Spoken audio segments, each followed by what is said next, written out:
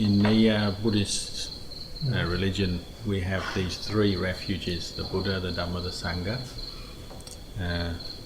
The Buddha refers to that person as the historical person who became enlightened through his own efforts 2,500 years ago out in the jungles of India. That process or that experience of enlightenment is a purification of the mind that comes through the practice of meditation, making the mind peaceful, concentrated, and then contemplating to see and understand truth. It's the truth about the way things are in nature. That truth is what we call the Dhamma. And that process of enlightenment, bringing the mind to the point where it penetrates and sees the truth of the way things are, is bringing the mind to the Dhamma. So what the Buddha realizes is the Dhamma, or truth, and what makes a Buddha is that experience of the Buddha's mind experiencing, seeing the truth, realizing truth. So on paper, you might say, we split up these refuges. We have the Buddha and we have the Dhamma, which is the truth. When you talk about the Dhamma, you could say really whether a Buddha arises in the world, there is a Buddha or not. That truth is obviously truth, so it's there. And what the Buddha does is, through his own practice, investigation, contemplation, we say realizes the truth, and then through that realization is able to pass it on, teach, guide others to realize in the same fashion, the same way that he did, the Buddha did. Through that process of teaching and disseminating truth, or the Dhamma, other men and women, monks, nuns, men and women, practice according to the teachings. They start to realize the truth as well, get to the point where they also have that same enlightenment experience. And these are the Sangha. The thing that binds these three refuges together is the Dhamma, the truth. It's the mind of the Buddha that realizes the truth, sees the truth itself, and then the enlightened disciples of a Buddha who have also realized the truth. So there's this common binding essence of truth, whether it's Buddha, Dhamma, Sangha. So in one sense you could say they're all the same, they're all one thing, which is this experience of the enlightened mind understanding, penetrating truth. And that is the same, that quality pervades the three refuges. But then for just practical terms, for our own contemplation, our own reflection, it's helpful to put them like this: the Buddha, the Dhamma, the Sangha. And he also mentioned we also have the Sangha. You can also contemplate or see it on the conventional level, the normal level. We have monks and nuns, people who shave their heads, take ordination, even if they haven't yet had this enlightenment experience and realised truth, they're still Sangha, because they've taken on the precepts and the role of monks and nuns. So we also have that way of looking at Sangha as well.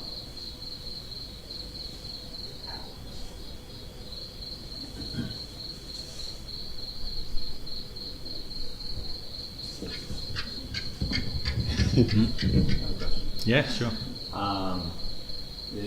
In the United States, there have always been people, usually a minority, I think, who are concerned that the United States pursues an excessive and destructive materialism. And the people who have this concern have received a lot of, have been energized by the current economic crisis.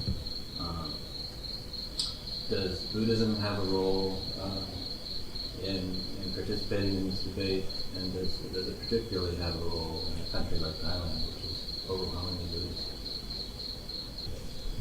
Yes, the Buddhist religion, Buddhist teachings very much address the sort of things you just mentioned, these issues. the problem of materialism and maybe an overemphasis over concern with material development, and then some of the problems, the suffering that arise from that. Buddhism very much addresses that and talks about that. In the Buddhist teachings, the Buddha pointed out that material happiness, the material comforts, the various kind of happinesses that come from material gain and what we might call economic progress and material development, they're a true form of happiness, but they're temporary. The kind of happiness we can have through having money, material wealth, property, and the different experiences associated with that, they're temporary, and for that reason there's some suffering hidden within that kind of happiness. You gain your happiness, but because it's temporary, it'll lose it again, whether it's wealth or the experiences we can have based on the wealth we can achieve in this life. Because it's temporary, then you lose it again. It tends to lead to a cycle of the mind always wanting more, wanting to get back, wanting to hold on to, cling on to, and that brings with it some suffering.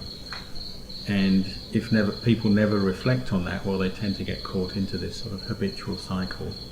So Buddhism is helping us to look more deeply at that process and to see the suffering that comes with material attachment to material happiness, and to see that we should maybe as human beings look deeper than that, look for something more substantial, more satisfying, deeply satisfying. And so the essential teachings in Buddhism, which are reflected in somewhat in Thai culture and Thai society, is trying to achieve this sense of what we call podi in Thai. And podi means the sense of contentment with what one has, a sense of internal satisfaction with what one has, as a theme, as a reflection, how to find that level in your life so that you can find happiness with what you have, so you to help start to free yourself from this cycle of, or you might say this attachment to constantly seeking more material wealth and kind of being trapped into that. And the way the Buddhist teachings begin to help us to find this sense of internal happiness, internal contentment. First of all, there's a very strong emphasis on just generosity and kindness in daily life, because when you're consciously practicing generosity and kindness, you're not only thinking of what you can get for yourself and how much more you can gain from life, you're also thinking about other people around you, family and society, and that has an effect on the mind, brings one actually a lot of joy and helps to counter the suffering that comes from always trying to cling on to and hold on to material wealth and gain.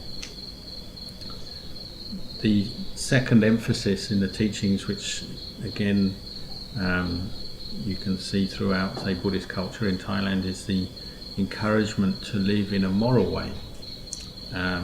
What we call sila, and sila literally means morality or virtue.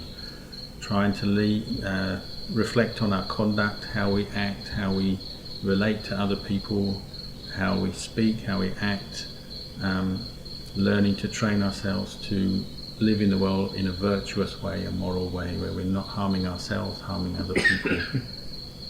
And this is seen as the result of this, trying to train oneself, develop oneself in a way that is virtuous and moral, leads to an even deeper happiness than just the happiness that comes from the practice of generosity and kindness. There's a very deep internal satisfaction that comes from that, because one's not harming anybody or harming oneself. And then on the deepest level, encouraging people to actually develop their minds in a very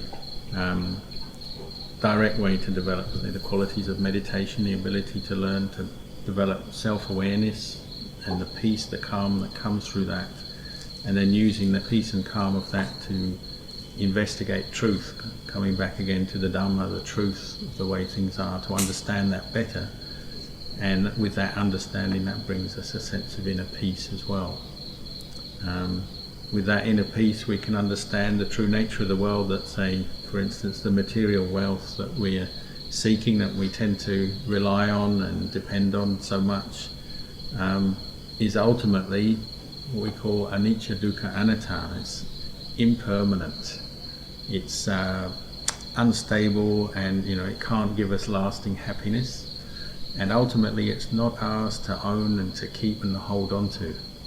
And these are three reflections that Buddhism emphasizes us to develop in our daily lives, to reflect on the material world and our lives, to see the impermanence, the unsatisfactoriness, and the lack of real self in these things. This is what leads to wisdom and a sense of release from these attachments and the suffering that comes with them. We could talk about in the world that there's spiritualism, where we take our mind, our heart as important, or as the most important thing. And then there's materialism, where we take material things and that kind of happiness as the most important thing. And these two aspects of life are obviously different. There's a different emphasis. What we can see when we contemplate the truth about life is that materialism and material happiness is basically flawed, or essentially flawed, because it's subject to impermanence, it's unsatisfactory, it's not self, it's not something we can control and keep and own.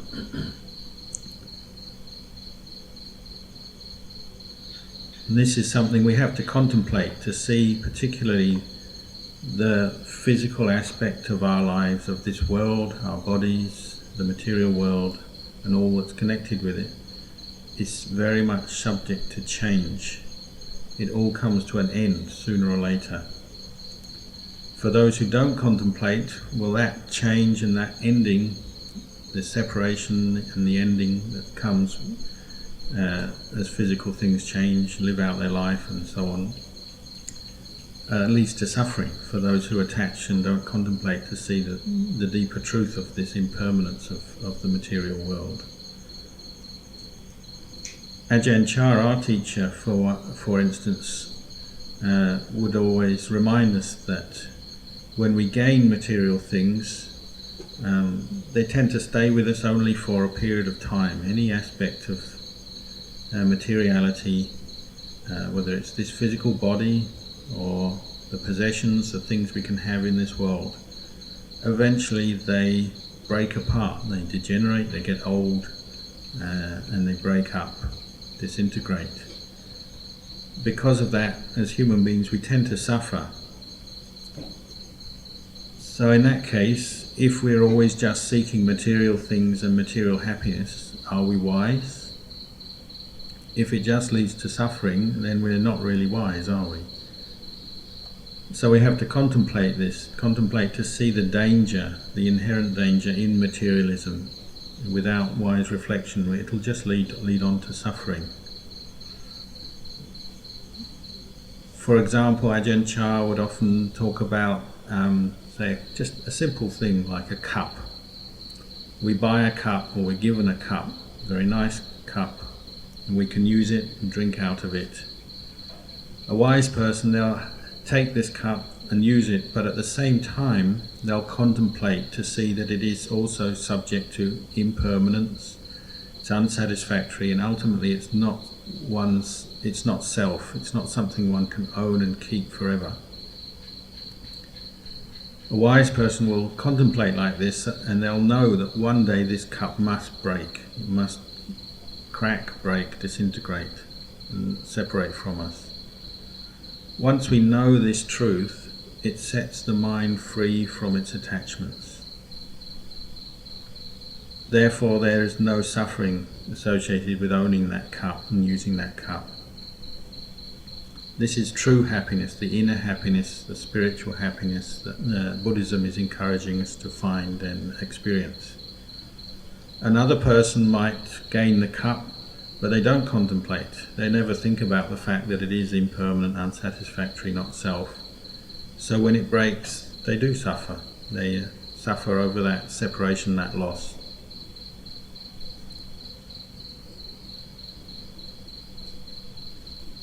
If we never contemplate truth in this way, then we'll never understand that our life is actually subject to impermanence, unsatisfactoriness, and not self. We'll never really come to face or accept the truth that we're gradually getting older every day. We will have to face illness, sickness, and one day we'll have to die. If we never contemplate in this way, well, of course, we'll have to experience some suffering and unhappiness over that fact.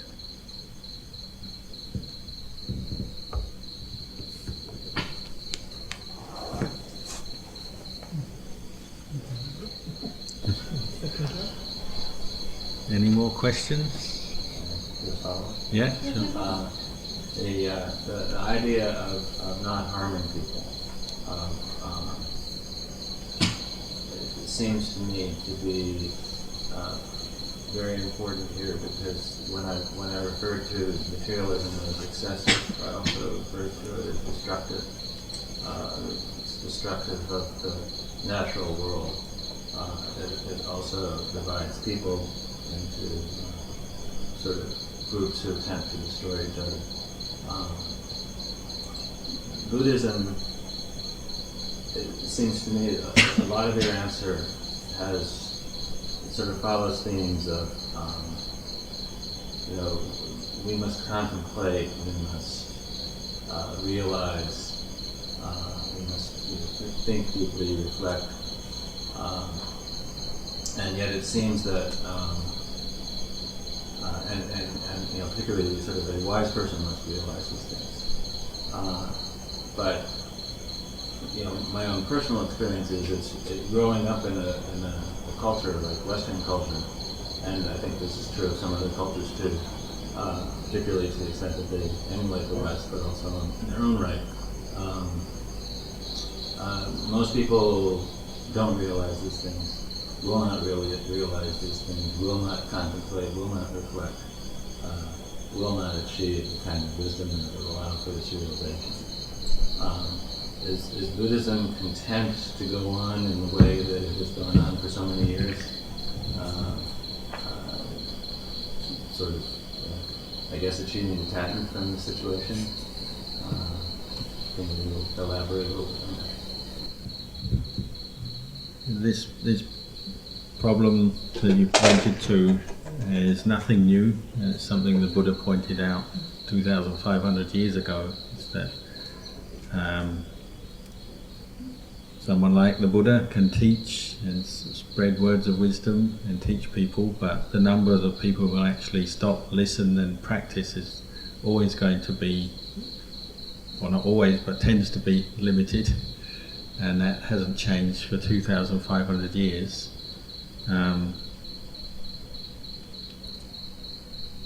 He compared it to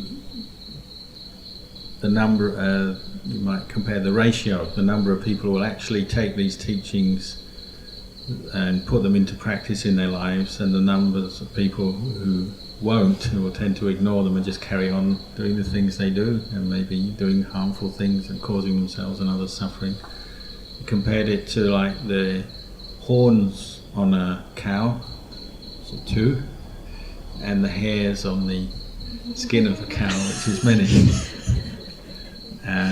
So it would seem probably that ratio hasn't really changed for 2,500 years. He made that simile that long ago, and it's probably still appropriate today. But that doesn't mean to say one just gives up. One still practices whatever one can.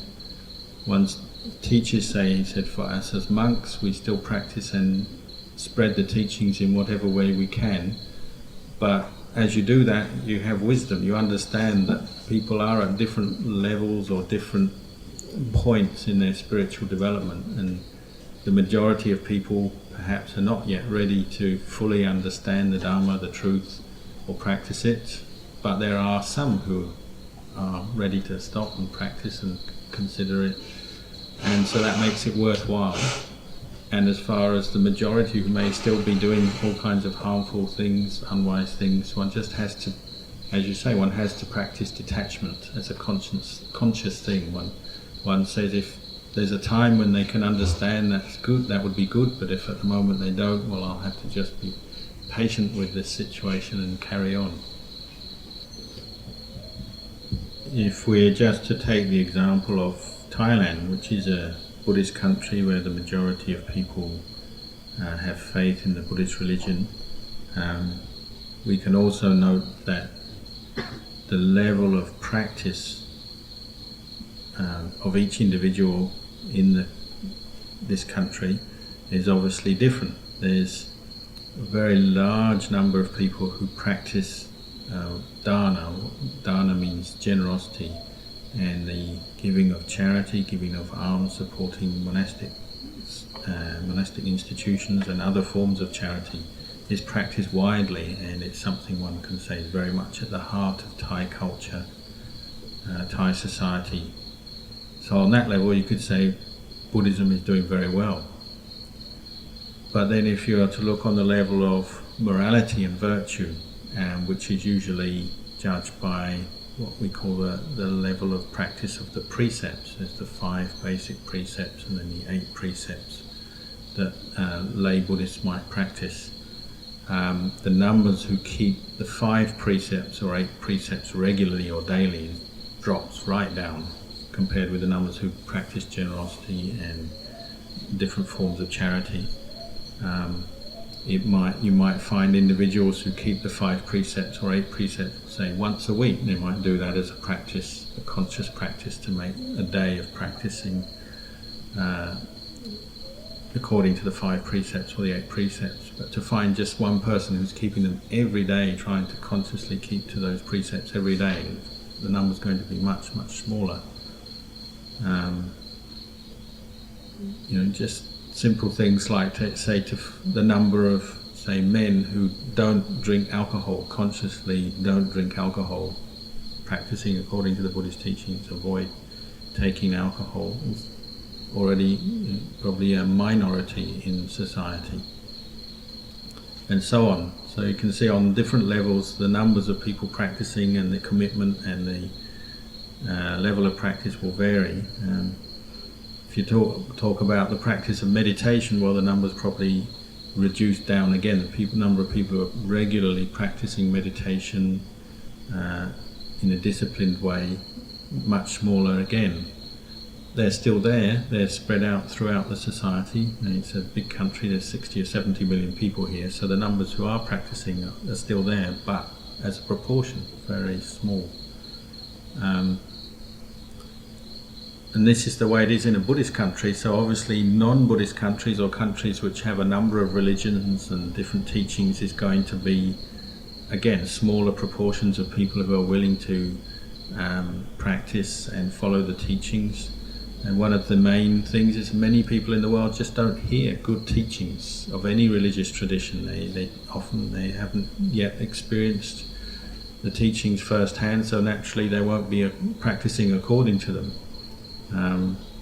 Majority of human beings in the world, if they're not exposed to a good teacher and good system of teachings, any religious teachings, well, they'll tend to be more concerned with, you might say, more selfish interests, just making as much wealth as they can, as quickly as they can, enjoying it in this life with no thought much about the consequences of their actions, whether there is such a thing as an afterlife, and even the method by which they attain wealth. Well, often people are not too concerned. They'll do it any way they can, sometimes in a moral way, a correct way, often in a way that harms other people or takes advantage of others.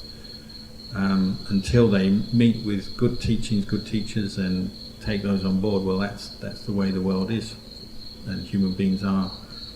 The Buddhist monastic tradition, which has been around for 2,500 years, is a very good example to the world of how to live in a harmonious, virtuous way.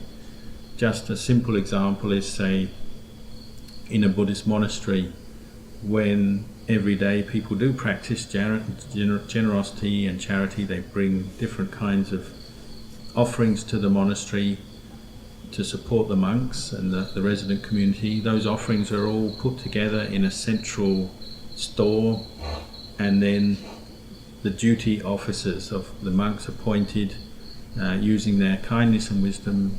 When there is a need in the community, a particular monk has a need, he can ask for different things from the store and the monastic store, and that will be provided. But that leads to harmony, and it also leads to an unselfish way of living, which is a very good example to the world.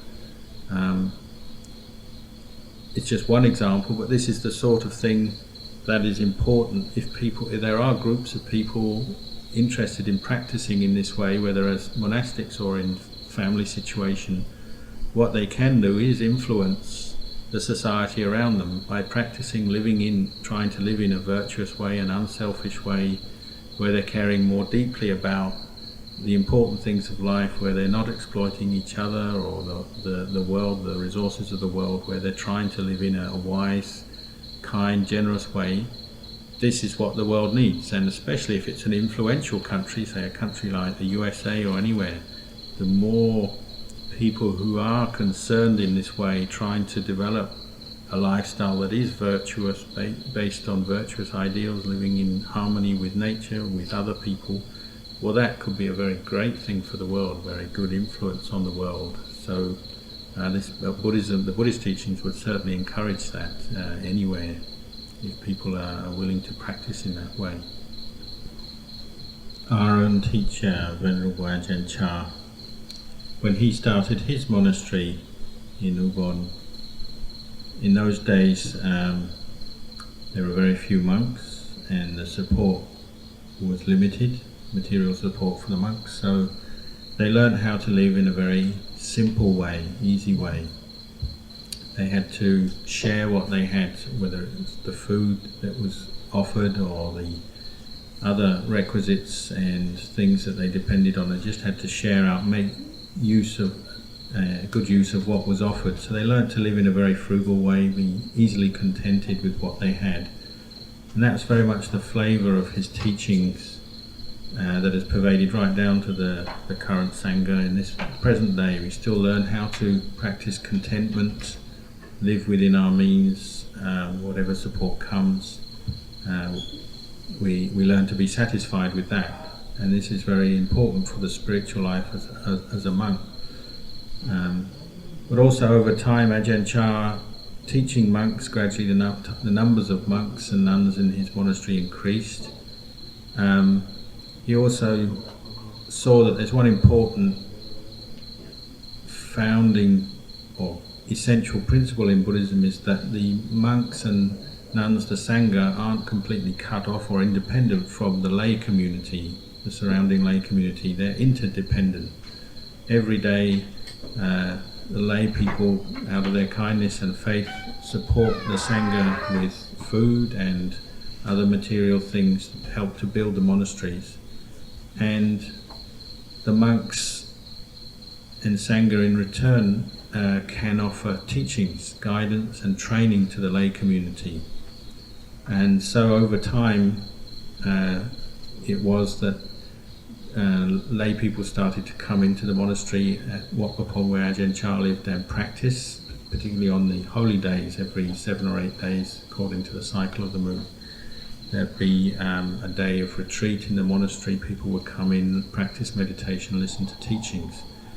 So over time it's natural that the facilities of the monastery had to expand to cope with that and to provide that opportunity for the laity to come in and practice.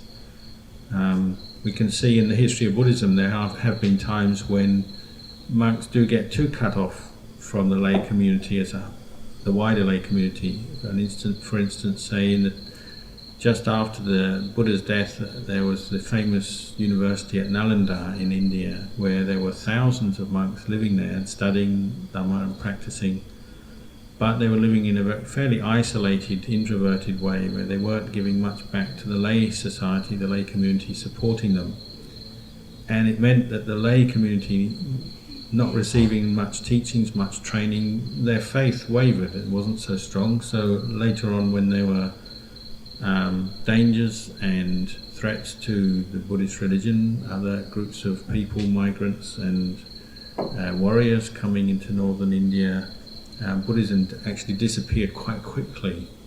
And perhaps this was a reflection of a weakness at that time, a lack of the training of the lay community and a lack of teaching and spreading the Dhamma.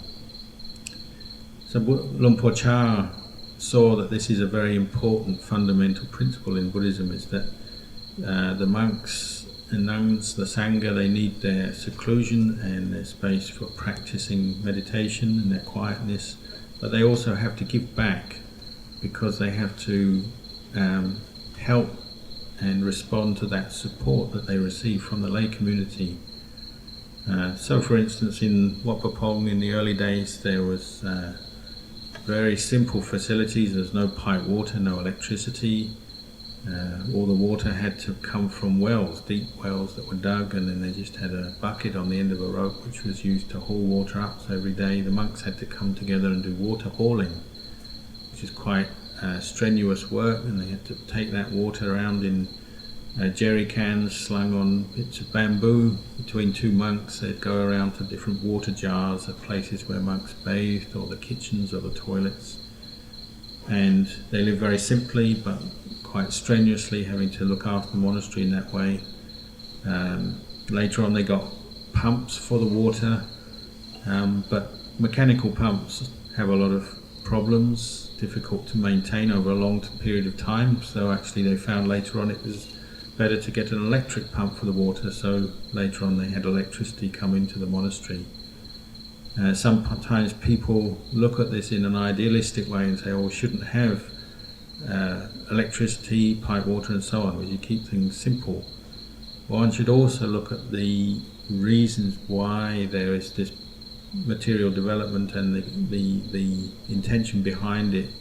Even in a monastery it is sometimes helpful for the teaching and spreading of Dhamma and for the practice of both the monastic community and the lay community if the facilities are there to receive people, to help with that job. So the development of monasteries isn't necessarily as an end in itself, just material development for the sake of it. It's usually for the purpose of supporting the practice and the teaching of Dhamma.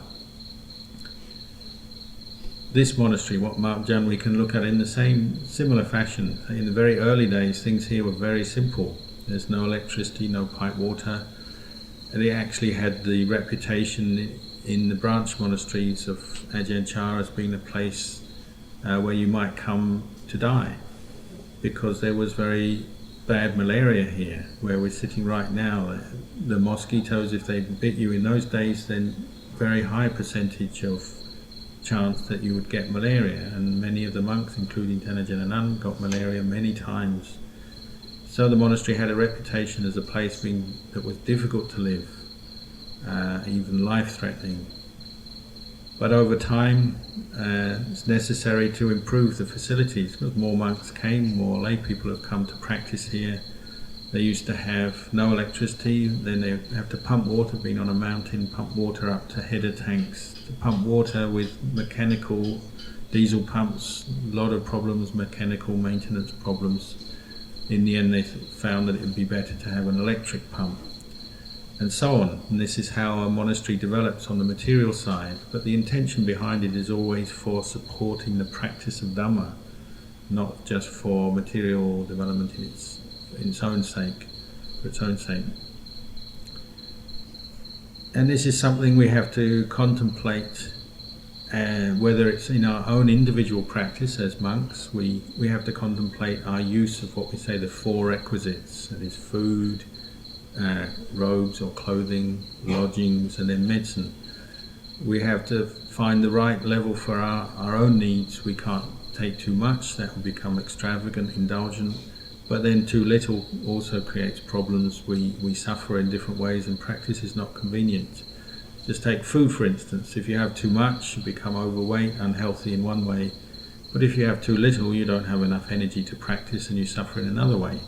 So we have to learn with food or any other aspect of material existence, our material life, we have to learn to find the right amount, or that level that is just right for us.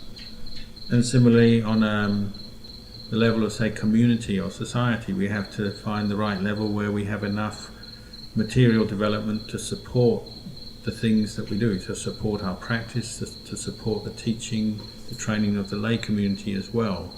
If you have too much, well, yes, it can become indulgent, but if you don't have enough, then things are just too difficult and you can't achieve very much, and maybe Buddhism won't become very strongly established. Maybe the society, if one isn't doing very much for the lay community, giving much back in terms of teachings, well, maybe Buddhism will disappear gradually like it did in India. So one has to bear in mind these different aspects. Say, here large community of monks, sometimes monks get ill, so we make use of doctors and nurses in the hospitals and clinics around here. Sometimes they get to know us and they come and they say, can you teach us meditation? And it seems appropriate to respond to that, to give them the chance. So we sometimes run retreats where groups of doctors, nurses or teachers who we know come and stay here and practice meditation, and they learn how to practice in a monastic situation. And that seems very valuable if done in the right way, the right amount. That leads to a stable, strong society where the support for the Sangha is strong, and it should mean that Buddhism can last a long time. So it's important for us to see and develop a wise attitude towards material development, even in the monastery, whether it's on a personal basis or as a monastic institution as a whole, and society as a whole. We have to think about what is the right amount and see the value and the right way to use these things, develop these things. Does that make good sense, or you understand? Have any other questions?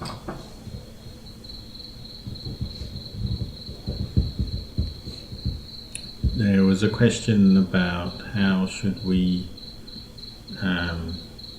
approach the issue of rebirth, future lives, different lives, being born, dying, being born again. Especially in the case, say, if we're a Buddhist and we believe in that, believe in karma and the fruits of karma, and the fact that when beings die that they go on to another birth according to their karma. And when we meet with people who don't believe in that, how should we approach that? Is there anything we can say or talk about? Tanajan just said this is an old problem that was there, has been there since the time of the Buddha. There's often people in the world who have the view there's nothing after death. When you die, that's the end. And it doesn't matter what you do this life, just do whatever you want because it doesn't matter. Nothing happens. That when you die, you won't have to face any kind of consequences or anything. And then there's other people who are skeptical. They say maybe, maybe not, and so on. There's many different kinds of views people have, and that will often inform the way they live and the way their attitude to life and their values. And it's very difficult to prove, it's almost impossible to prove to someone convincingly and successfully who's skeptical about, say, future lives, past lives, future lives. It's not something you can bring out and show them in that way. But when they asked Ajahn Chah this question, he used to remind us that you don't really need to prove this. You don't have to prove about future lives, past lives, and so on. The place to learn and to understand this issue is in the present life. So you can look at it, say, if people live in a virtuous way and try to cultivate goodness in their lives and learn to live in a way that is skillful in the way they conduct themselves and conduct their lives in the present, what will the result be? Well, the result will be that they'll have happiness and they'll help to create a happy society around them. If there is such a thing as karma and the fruits of karma and the future lives, we don't just disappear when we die, but we experience the fruits of our karma in future lives, then the goodness, the skillfulness of all of that they've done in this life will not be wasted or lost. It will go on and bring them fruits in future lives as well, bring them to happiness in future existences.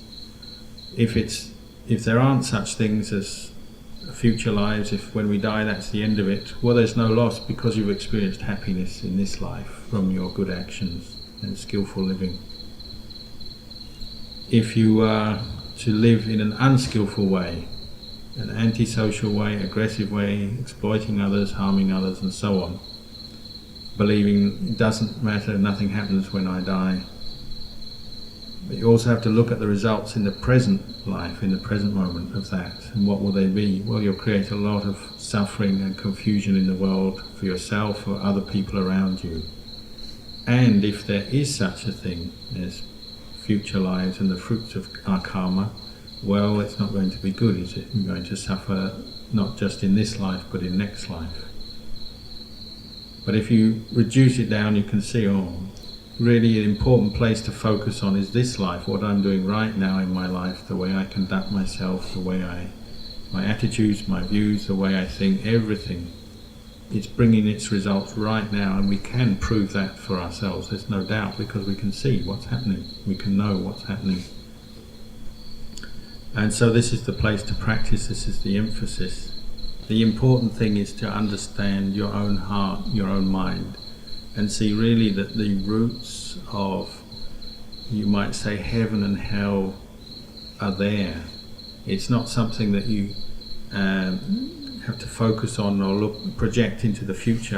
At some future date I will go to heaven or go to hell, or even nibbana, enlightenment, some kind of future state. One has to look at what's arising in one's mind, one's heart, right here, right now, and see that the causes for happiness and suffering, or heaven and hell, are right here in our minds right now, and they're not something external far away. This is an important point to understand, so that one understands the place of practice and where one has to practice is right now. One's not practicing just for some future happiness, one has to practice right now and find liberation and happiness right now in the present.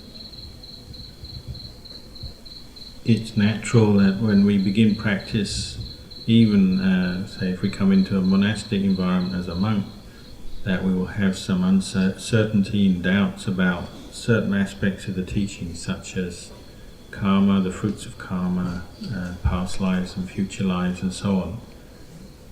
Because these things are difficult to prove in the normal sense, but then that doesn't matter. We can keep an open mind and just carry on practicing. We don't have to fully believe or fully reject. We keep an open mind and just carry on practicing, learning to internalize the teachings and develop our own understanding through our own practice.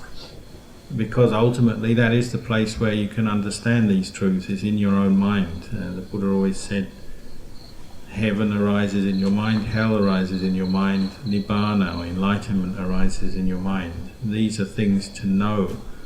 What knows? The mind knows. The mind knows that we can develop that ability to know our own state of mind, whether we have happiness, whether we have suffering, whether we have attachment, whether we have liberation.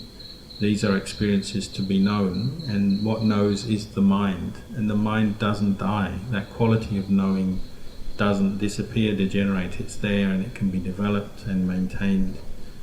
The physical body does die. We do definitely die. There's no doubt about that. There's no one in the world who's born and doesn't die.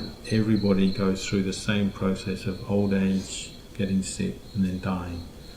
But the mind that knows that doesn't die, and that knowing doesn't die. That's what you're training in when you're training and developing the mind, is this knowing and understanding of truth. And it's something that ultimately you have to know for yourself.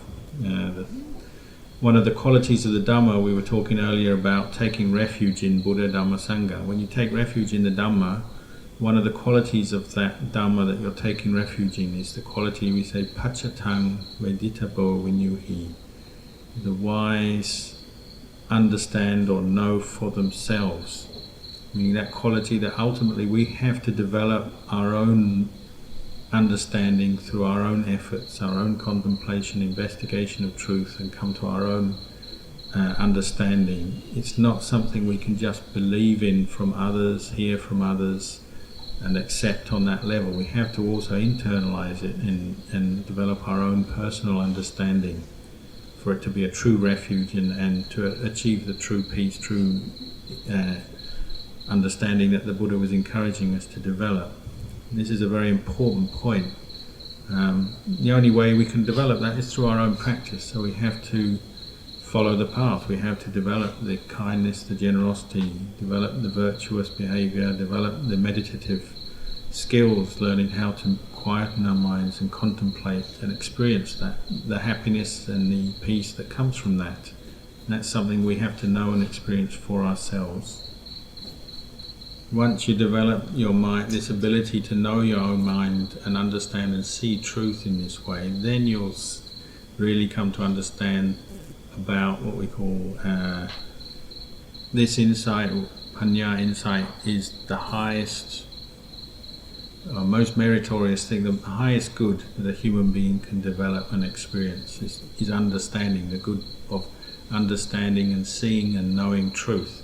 When you know truth in your own mind, then you understand about, we say, different realms of existence, about heaven realms, hell realms, and even nibbana. We'll understand about birth and death and rebirth, because we'll be able to understand from our own minds, through our own experience, seeing the truth about the mind and how we create happiness and suffering, or the causes for these different realms of existence through our own mind, through our own attachments. When we really investigate and develop this ability to know our own mind, we'll see that and understand that. Somehow or other we got onto the subject of ghosts. I guess continuing from the subject of belief in afterlife and karma and the fruits of karma. So Tanajan just mentioned that in Thai culture, Thai society, generally people believe fully in afterlife, in ghosts, in other realms of existence. It's pretty much 100%, and so everyone's very afraid of these things. They also believe in what we call devatas, which is angels, heavenly beings. They don't have much doubt about the existence of these things and these realms of where they live either. But also that has some weaknesses to it.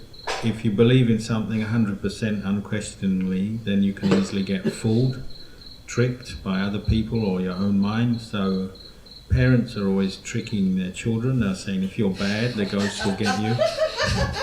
And because everyone believes in ghosts, well, it works very well. But maybe it reinforces an unwise belief sometimes.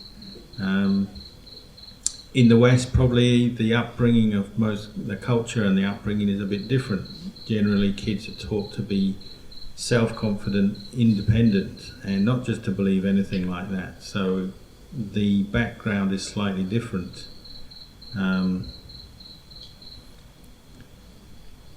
Nevertheless, it's important for us to investigate our backgrounds and our beliefs and come to an understanding. Say, like, for instance, most Thais do believe in these things, but they've actually never seen, most people have never seen a ghost or a devata or anything. I, for myself, was brought up in that way. I believed very much in the existence of the afterlife and ghosts and celestial beings, and so that affected me strongly, especially when I was a young monk. Sometimes we would go out and stay in the cremation grounds, places where people were buried or burnt, to test our meditation or to practice meditation and to contemplate fear and the sort of experience that having those beliefs brings up in the mind, the suffering that they can bring. One time I was staying in a cremation ground and they brought in the body of a young girl who drowned. So of course that night I was practicing meditation, I was camping there, so I was walking meditation with a lot of worry, fear, concern. My main concern was, has she been reborn yet or not? If not, then she must be hanging around, and that brought up a lot of fear and concern in the mind. I was only a young monk at that time, so my meditation, I was still working on how to focus my mind, concentrate the mind. So it was very good for me to contemplate this and see the doubts and the worries and the fears coming up about ghosts and the dead. Strangely enough, the next day after she died and had been buried there, someone came into the cremation ground in the afternoon. It was very hot, and they brought me a nice Pepsi to drink. Normally the wise thing maybe would be just to accept this nice cold Pepsi, drink it, and then get on with my practice. But perhaps unwisely I started to think, why did they bring this drink? How on earth did they know I was here? Why would they come with this drink, knowing that there was this monk practicing in the forest at this time? That's a bit unusual. So I couldn't resist. I asked them. I said, how come you brought me this drink today? How did you know I was here, and why did you think of bringing me this drink?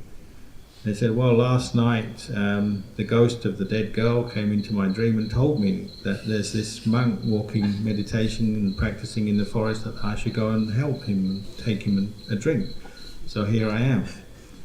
So of course that night I was really afraid, knowing that there was a ghost around. Probably the ghost was just hanging around laughing at me, seeing this monk walking there with all this fear and worry in his mind, and out of compassion, that is why they entered the dream of their relative and said to take a drink to look after this monk. And of course there are many stories you can hear, similar stories in Thailand, people seeing ghosts and celestial beings, all kinds of beings. And they can help us on one level. They can help us just to reaffirm the possibility of karma and the fruits of karma and rebirth. But we still need to use our wisdom to contemplate this. But the value of such belief perhaps is that it can, if we keep contemplating, keep testing it, keep thinking about these issues, it can turn into real wisdom, real understanding over time. But it's something you do have to hold up, investigate until you're sure that it's true. Sometimes when I was a young monk, I would ask the Western monks who had come to stay with Luang Por Chah. They didn't seem to have so much fear, not in the same way as us Thai monks. So I'd ask them, are you afraid? You're living in a place like some of the monasteries, they were built in charnel grounds, places where people were burnt. And most of them would say, no, don't have any fear. Most of the Western monks said they're more afraid of living people. Their experience was they're afraid of people who are crazy or murderers or robbers or that kind of thing. So I could see there culturally there's a bit of difference. Say in Asia people tend to be more at ease with each other, but more afraid of ghosts. Whereas in the West people are often not so at ease with each other, but they have no real problems with ghosts. This is something we have to just contemplate, understand our background and where we gain our attitudes and values from, and then contemplate to see the merits or weaknesses of them. Even here, what Mark Jan one time many years ago, I remember we were going out on Bindabata in the morning about 6 a.m. and at the front of the monastery where the gate is and the wall is, just out of nowhere, unexpectedly, this person appeared and just walked across the path in front of us and then just seemed to disappear into the tree next to the wall. There was a dog with us at the time, and even the dog saw and went running after this person, looking all around where were they, and they just seemed to have disappeared into the tree. We could say this is probably the celestial body, the astral body of a devata, an angel being. They can manifest in this way for people to see with their bare eyes. They can just see them, but then they disappear. The best thing in the beginning of practice then is probably just to keep an open mind. It's true, not true, we just keep an open mind. If we're not sure yet, that's okay, we can just stay with that, keep our mind in the middle until we've gained more experience and we understand for ourselves. And even the Western monks I've seen over the years living in Thailand practicing, and they do gain experience, sometimes they do change from being completely skeptical or anti any talk about past lives, future lives, different realms of existence. They can change, and they come to their own understanding, actually start to believe in these things. That can also bring suffering. Maybe they start to believe in ghosts and then they actually become afraid of them. So it can be like that. Sometimes it's important to see beliefs can be helpful though in the practice, even though you know it is just a belief. Because if one has no beliefs and doesn't believe anything, then maybe one won't even bother practicing, or just say it's all a waste of time. So the best thing is try and develop a wise attitude even towards belief itself. Then Tenajan went on to ask any of the monks and laity whether they had any experience of seeing beings, and one lady said she'd seen something when she's staying in another monastery, Wat Tam Kam, up in northeast Thailand. One day she brought out some food before the morning meditation, so very early at maybe 3 or 4 a.m. Left it in the kitchen and went up to meditate and chant. Then when she came back, there was a lady there in the kitchen all dressed in white who seemed to be preparing food as well. But it's someone she'd never seen before, wondered where she came from. And then this lady walked out of the kitchen and walked up the staircase towards the stupa. And as she walked up the staircase, you could see her feet weren't touching the ground. She was like floating up the staircase, and then she disappeared. And she realised, oh, this must be a devata. And Tenajan explained, yes, probably a devata who is connected to that monastery and maybe has the heart, the aspiration to cook and make some dana for the monks, but doesn't have a physical body and to do that, but the mind is there, and so this is a manifestation of that being, and just temporarily you can see them there wanting to join in making food to offer to the monks. So that's just another story that was offered.